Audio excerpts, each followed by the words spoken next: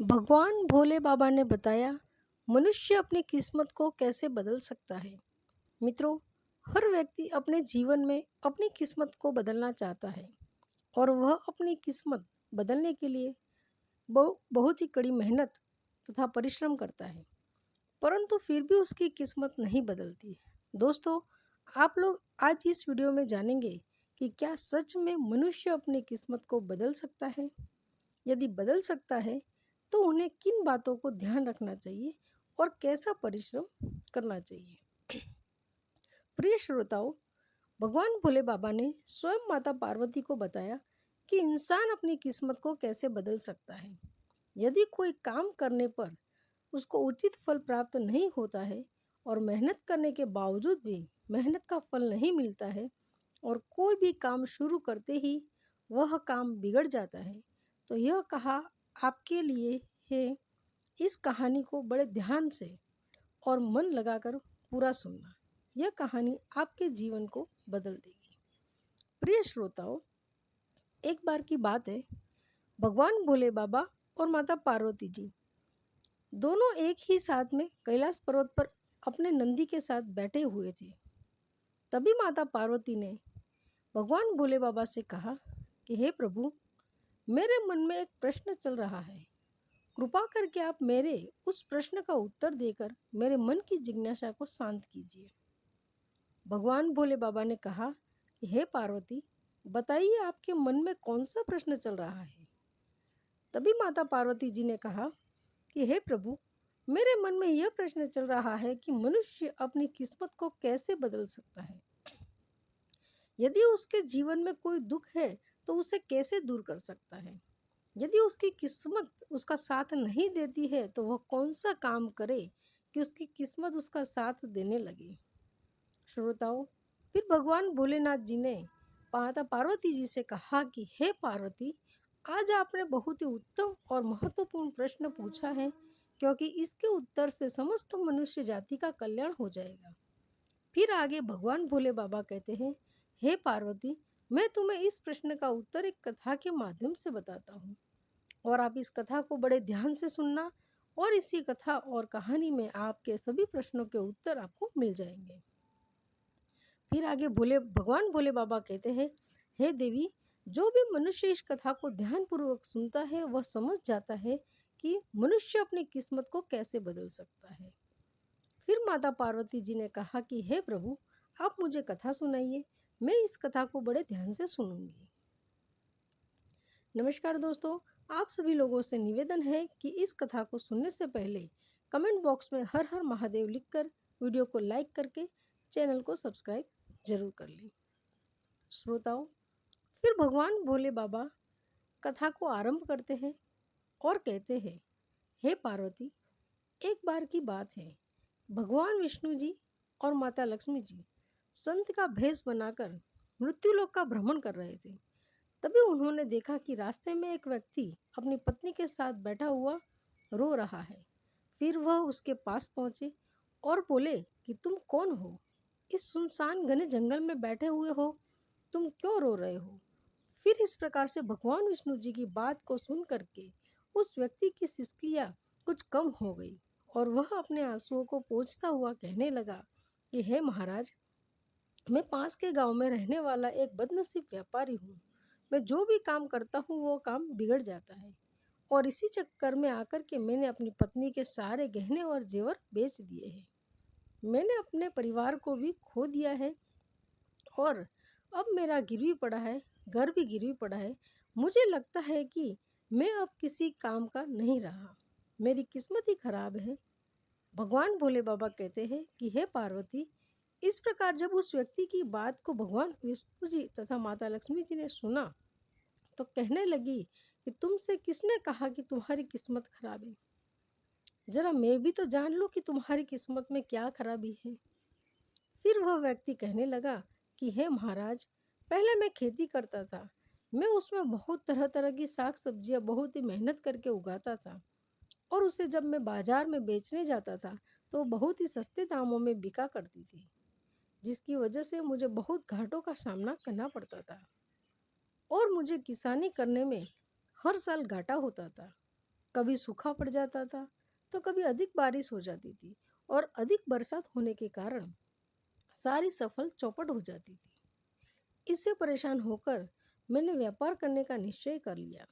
मेरे पास उस समय पैसे नहीं थे, तो मैंने अपनी पत्नी के जितने भी जेवर थे उनको बेच करके उससे जो धन मिला उसी से मैंने व्यापार शुरू किया। जब व्यापार नहीं चला तो शुरू शुरू में मेरे परिवार वालों ने मेरा साथ दिया, लेकिन जैसे जैसे मुझे नुकसान होने लगा मेरा परिवार मुझसे दूर हो गया। मगर महाराज, मैं यह सब अपने परिवार वालों के लिए ही तो कर रहा था, लेकिन अब वह लोग मुझे देखकर नज़र फेर लेते हैं और मुझे ही मेरे परिवार के गरीबी क्या दुर्दशा का जिम्मेदार मेरे ऊपर ही थोप देते हैं। फिर आगे कहने लगा, वह व्यक्ति की एक मेरा मित्र है, उसने भी मेरे ही साथ अपना व्यापार शुरू किया था, लेकिन उसका अच्छा चल रहा है। वह जब भी मेरे घर आता है तो वो अपनी सफलता की कहानी मुझे सुनाने लगता है और उसकी बात को सुन करके मेरे घर वाले कहते हैं कि अपने मित्र को देखो और उससे कुछ सीख लो। हमें तो लगता है कि तेरे बस में कुछ भी नहीं है और मैं कुछ नहीं कर सकता। महाराज, उन लोगों की बातों को सुनकर मैं मुझे भी अब लगने लगा है कि शायद मेरे जीवन में अब कुछ ही नहीं होने वाला है। अब तो मुझे अपना जीवन ही इस तरह से लगने लगा है कि जैसे कुछ नहीं होगा। मेरे मन में कभी कभी ख्याल आता है कि मैं अपने जीवन को ही समाप्त कर दूं। मैं यहाँ पर इसी इरादे से आया था, लेकिन मैं हिम्मत नहीं कर पाया, इसलिए यहाँ एकांत में बैठ करके अपनी पत्नी के साथ रो रहा था। श्रोताओं, फिर आगे भगवान भोले बाबा कहते हैं, हे पार्वती, इस प्रकार व्यक्ति की बात को सुन करके भगवान विष्णु जी कहने लगे, तो यह बात है क्या? तुम इसके अलावा और भी कुछ कहना चाहते हो? फिर वो व्यक्ति कहता है, महाराज, एक तो मेरा काम खराब हो जाता है और दूसरा मेरा मित्र मुझे हर समय नीचा दिखाने का प्रयत्न करता रहता है। मुझे उस समय समझ में नहीं आता कि मैं अब क्या करूं और क्या न करूं। मित्रों, फिर आगे भगवान भोले बाबा कहते हैं, हे पार्वती, भगवान विष्णु जी कहने लगे, क्या तुम अपने मित्र की बात को सुनकर के वास्तव में दुखी हो जाते हो? उसने कहा, हाँ महाराज, मैं अपने मित्र की बात को सुनकर बहुत दुखी हो जाता हूँ। फिर भगवान विष्णु जी कहने लगे, तुम्हें किस बात का दुख होता है? अपने असफल होने पर या फिर मित्र के सफल होने पर? फिर वह व्यक्ति एक पल सोचता है और उत्तर देता है, महाराज, अगर मैं सच कहूँ तो मुझे अपने असफल होने का उतना दुख नहीं होता जितना कि मुझे मेरे मित्र के सफल होने से होता है। भगवान विष्णु जी कहते हैं कि यदि तुम्हारा मित्र असफल हो जाए तो क्या तुम्हें खुशी होगी? फिर वो व्यक्ति कहने लगता है कि महाराज, मुझे बहुत खुशी होगी। फिर भगवान विष्णु जी कहते हैं कि इसका मतलब ये है कि तुम्हारी खुशी तुम्हारे मित्र पर निर्भर है। अगर वह चाहे तो तुम्हें खुश कर सकता है और अगर वह चाहे तो तुम्हें दुखी कर सकता है। तुम स्वयं न तो खुश हो सकते हो ना ही दुखी हो सकते हो, अर्थात तुम अपने मित्र के पूरी तरह से उसके गुलाम हो गए हो। इसीलिए मुझे लगता है कि तुम्हारा कुछ भी नहीं हो सकता। दोस्तों, भगवान भोले बाबा कहते हैं, हे पार्वती, जब विष्णु जी ने थोड़ी नाराजगी दिखाई और वहां से आगे जाने का प्रयास किया तो वह व्यक्ति हाथ जोड़ने लगे कि कहने लगा कि महाराज, आप मुझे छोड़ के मत जाइए। आपकी बातों को सुन करके मुझे कुछ आशा बन रही है। फिर आगे भगवान विष्णु जी कहने लगे, यदि तुम मेरी बात मानने के लिए तैयार हो तो मैं तुम्हें बताने को तैयार हूँ। हमेशा ध्यान रखना, जब हम या कोई भी व्यक्ति किसी की आशा बांध लेते हैं तो वह उस पर निर्भर हो जाता है और ऐसे में हमारी खुशी और दुख भी उसी पर निर्भर होने लगते हैं। इससे बेहतर है कि तुम अपने आप से आशा बांधो। जब तुम ऐसा करोगे और साथ ही तुम पूरे प्रयत्न के साथ काम करोगे तो तुम्हें सफलता अवश्य ही प्राप्त होगी। दोस्तों, आगे भगवान भोले बाबा कहते हैं, हे पार्वती, इस प्रकार विष्णु जी ने अपनी बात को आगे बढ़ाते हुए कहा कि तुम्हें लगता है कि तुम्हारा मित्र तुम्हें दुखी करने आता है, पर अगर तुम उनकी बातों पर विचार करो तो वह बात बिल्कुल सही कहता है। तुम्हें अपने मित्र की बातें खराब लग सकती है, मगर मेरी नज़र में तुम्हारे मित्र की बातें बिल्कुल खराब नहीं है। वह अपने संघर्ष और अनुभव की बातें तुम्हें बताता है। तुम अपने मित्र की बात को ध्यान से सुन करके उनकी बातों को अपने जीवन में उतार कर बहुत कुछ सीख सकते हो। फिर भगवान विष्णु जी यानी कि वह सन्यासी उस व्यक्ति से कहता है, परंतु तुमने कभी ऐसा नहीं किया होगा क्योंकि तुम्हें उससे जलन होती है। तुम्हें इसीलिए उससे धन्यवाद करना चाहिए कि तुम्हें घर बैठे वह अनुभव दे रहा है, क्योंकि तुम्हारा मित्र तुम्हें अपनी सफलता की कहानी सुनाता है कि वह सफल कैसे हुआ है। इसलिए अब से तुम उसके अनुभव का लाभ उठाओ और एक नई शुरुआत करो। काम करते जाओ, हार मत मानो। एक दिन तुम्हें सफलता अवश्य मिलेगी। आज तुम जैसे अपना बुरा वक्त या बुरी किस्मत कह रहे हो, एक दिन यह बदल जाएगी और इसी के साथ तुम्हारे विचार भी बदल जाएंगे। फिर एक दिन देखना, तुम्हारी कड़ी मेहनत से तुम्हारा अच्छा वक्त शुरू होगा। तुम्हारा मित्र भी तुम्हें अपनी सफलताओं की कहानी नहीं सुना पाएगा।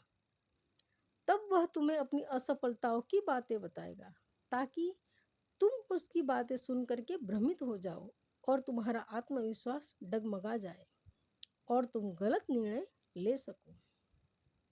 मित्रों, फिर आगे भगवान विष्णु जी जो सन्यासी के रूप में है, वो कहते हैं कि लेकिन उस समय भी तुम्हें अपनी बुद्धि का प्रयोग करना होगा। तुम्हारा मित्र जैसे आज तुम्हें दुखी करने आता है, इसी तरह से उसी समय भी तुम्हें दुखी करने वह जरूर आएगा, क्योंकि जिस तरह उसे दुखी देखकर कि तुमको मजा आता है, उसी तरह उसे भी तुम्हें दुखी देखने में उतना ही मजा आता है। दोस्तों, आगे भगवान भोले बाबा कहते हैं, हे पार्वती।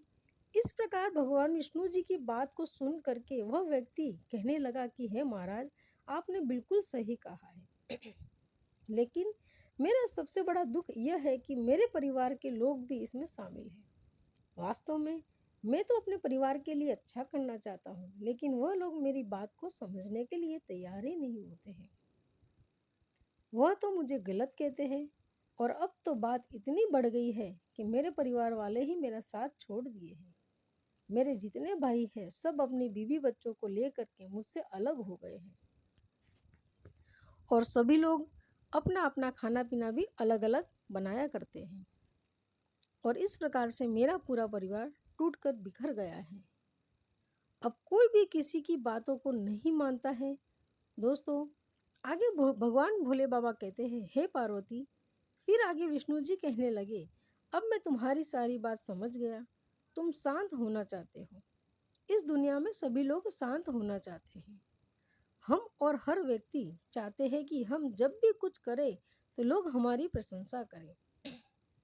श्रोताओं, फिर आगे भगवान विष्णु जी यानी कि वह सन्यासी कहता है कि लेकिन आम तौर पर ऐसा नहीं होता है, इसलिए हम दुखी हो जाते हैं।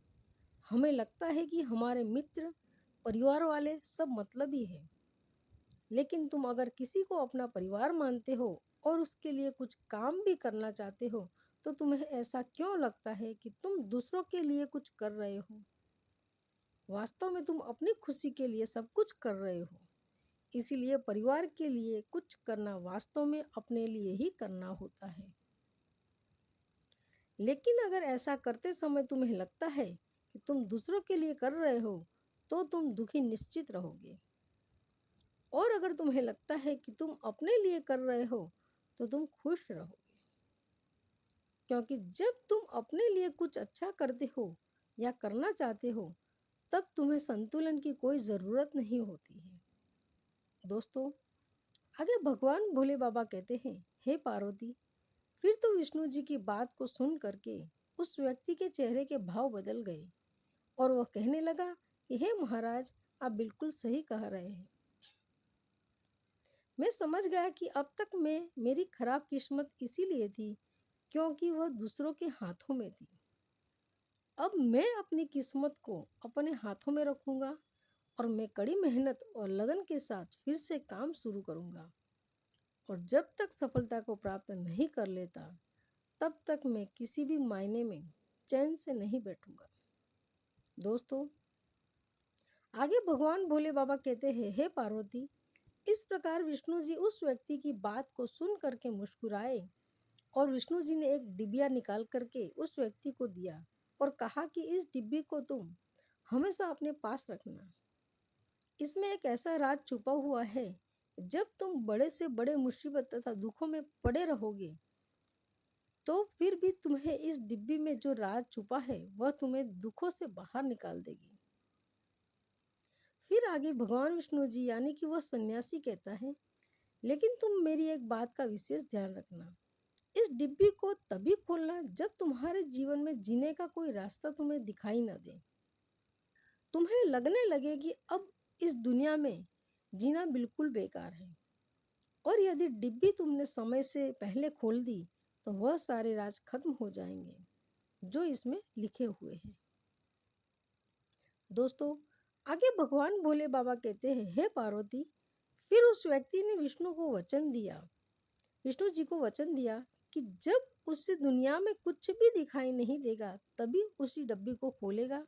मित्रों, एक दुखी इंसान किस्मत को कैसे बदल सकता है? फिर वह सन्यासी यानी कि जो भगवान विष्णु जी के रूप में थे वह कहते हैं, देखिए, वक्त हमेशा एक जैसा नहीं रहता है, वह बदलता रहता है। जैसे मौसम बदलता बदलता रहता है, इस प्रकार से मनुष्य का वक्त भी बदलता रहता है। इतना कहकर के भगवान विष्णु जी और माता लक्ष्मी जी वहां से अंतर्ध्यान हो जाते हैं और वह व्यक्ति अपनी पत्नी के साथ में अपने घर में वापस लौट जाता है। और उस व्यक्ति के जीवन में फिर से कोई कोई खास बदलाव नहीं आया है। एक दिन उसने राज्य पर पड़ोसी राज्य में चढ़ाई कर दी और फिर दूसरे राज्य के राजा ने उस राज्य पर कब्जा कर लिया जिस राज्य में वह व्यापारी रहता था। राजा के सैनिकों ने चारों ओर लूट मार मचा दी। उन्होंने व्यापारी का सारा धन जितना भी उनके पास था वह सब लूट लिया। उसके घर में भी आग लगा दी।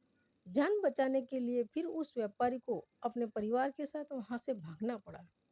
दोस्तों, आगे भगवान भोले बाबा कहते हैं, हे पार्वती, वह आदमी अपने परिवार के साथ कई दिनों तक इधर उधर भटकता रहा।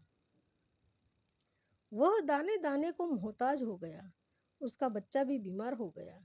इलाज के अभाव में वह तड़पने लगा। उस परिवार के पास फूटी कौड़ी भी नहीं थी। यह सब देख करके उस आदमी का हृदय एकदम से विचलित हो उठा और कहा कि मैं कैसे अपने बच्चे का इलाज कराऊं? मेरे पास तो खाने के लिए भी पैसे नहीं हैं। श्रोताओं, ऐसे में एक बार फिर उस व्यक्ति को निराशा ने घेर लिया। उसे लगने लगा कि उसका जीवन व्यर्थ है, सारी दुनिया व्यर्थ है, किसी भी बात का कोई मतलब नहीं है। भले ही आप जीवन में कितना भी कुछ कर ले, कितनी भी सफलता हासिल कर लो, लेकिन अंत तो अथवा जीवन समाप्ति होता है। जीवित रहने का क्या फायदा? इससे तो अच्छा है कि मैं अपने जीवन को पूरी तरह से समाप्त कर दूं। ऐसा सोचकर भी फिर वह व्यक्ति अपने परिवार को लेकर आगे की ओर चल देता है। फिर वह अपनी पत्नी और एक बच्चे के साथ में भागते भागते एक नदी के पास पहुंच जाता है। वहां पर देखा कि वह नदी बहुत ही तेजी से बहती रहती है। तभी वह अपनी पत्नी से कहता है कि हे प्रीतम, हम अपनी जिंदगी से बहुत तंग आ चुके हैं और मेरी जिंदगी में अब कुछ भी नहीं हो सकता। मैं तो अब इस नदी में कूद करके अपने प्राण त्याग दूंगा और तुम इस बच्चे को लेकर कहीं चली जाना, जाकर अपना और मेरे बच्चे का पेट पालना। मित्रों, इस प्रकार से वह व्यक्ति कहकर अपनी पत्नी के साथ में बहुत दुखी हो जाता है।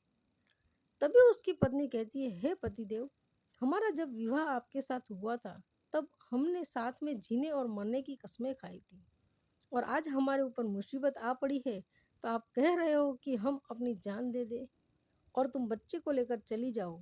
मैं ऐसा नहीं कर सकती हूँ। मैं भी अपने बच्चे के साथ में इस नदी में कूदकर जान दे दूंगी। आगे भगवान भोले बाबा कहते हैं, हे पार्वती, वह आदमी अपने परिवार के साथ आत्महत्या करने ही वाला था कि उसे उसी समय भगवान विष्णु जी की डिब्बी याद आ गई।